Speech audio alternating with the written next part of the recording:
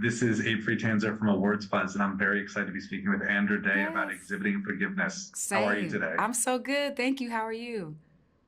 Good, good. I had the chance to see the film at Sundance, so it's really Oh, nice to get to good. revisit it now Yes, as great. it's coming out for the public. hmm Can you tell me what you knew about Titus Kaphar before this film? Oh, I was a huge fan of Titus. That's actually what made me say yes to the film, or that's what got me interested in the film in the first place. Was seeing his name on the script. I became familiar with him through a series he did called Enough About You, which I just thought was just some of the most breathtaking work I think, and I don't know that I had been inspired in that way in quite a long time. So I was a huge fan from years prior.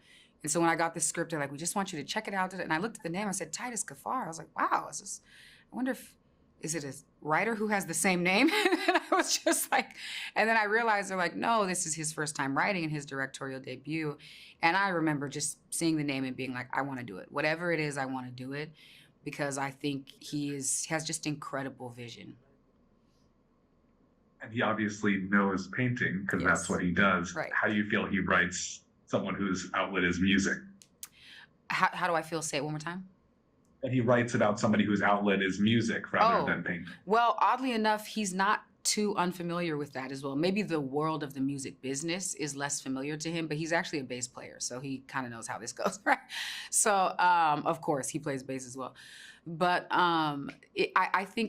I think he's an artist, and I think he really grounds this idea for me that artists are not just one thing. I'm not just a singer, and I'm not just an actor.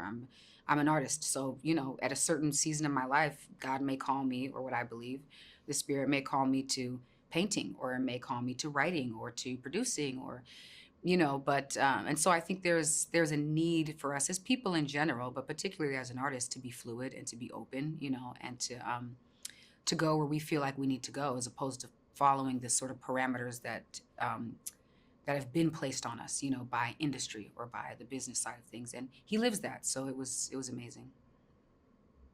One thing that still sticks with me is the early conversation in the film where Terrell is like, "This is something I want to do, but I know it's your turn, that we're, your Right. career, we're going to next." What do you think about their relationship and just that whole nature? I think it's really beautiful. I think what we're watching are two people that have decided they want to live a healthy life. They may have flawed ideas about how to do that, how to go about, and they all have their own unhealed trauma as well too, but they have some healed trauma. I think to there has to be some consciousness of an awareness of whatever your pain is, in order to say, we're not going to repeat that. We don't want to do that again. We want to have a peaceful life for our son. And a part of that is boundaries, which is a part of what I learned through this character in this movie. Even though Terrell is going through one of the hardest moments of his life, she still supports him and makes space and does all the things. But a part of her love and her support is to make sure that they adhere to the promises they made to each other, because life will happen and life is tumultuous or is tempestuous. And so I think that her ability to ground him and to say, "Hey, I know we're going through this. You need to heal this. We need to talk about it. But remember, these are the promises we made. This is your time for this show. This is my time for music." And there's a lot of sort of impeding on those things that happen. There's some compromise that happens, but I think it's important that she makes sure that they keep the promises they made to each other. What is Andre like as a collaborator? You said what? What is What's Andre like as a Oh, collaborator? he's amazing. I call him best friend now. Like, that's my guy.